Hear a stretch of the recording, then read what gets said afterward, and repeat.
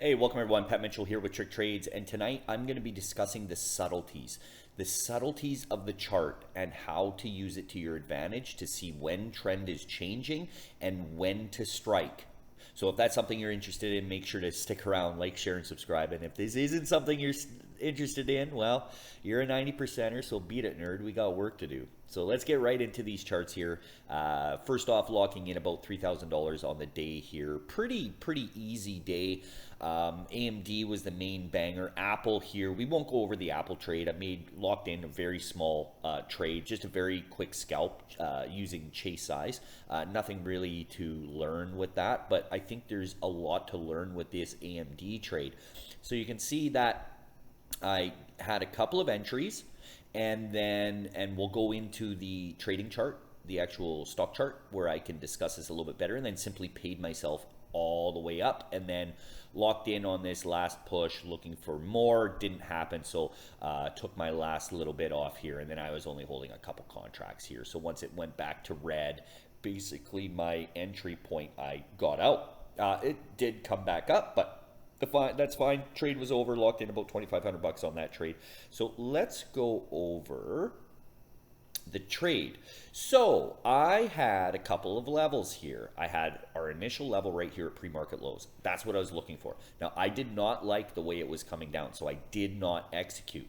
Okay, so what I was waiting for was some sort of showing that we were going to change or hold this level, hold this base. It was starting to base out. I still did not like it in here, and it pushed, but it quickly pulled back. Once it dumped out, do you see this green candle with this bottom wick? This is why I love the 1 minute chart. It's showing that there are buyers down here. Now, it doesn't mean that there's going to be a lot of buyers, but it does mean that this is signaling that there are people down here willing to buy at this price point. So it got bought up.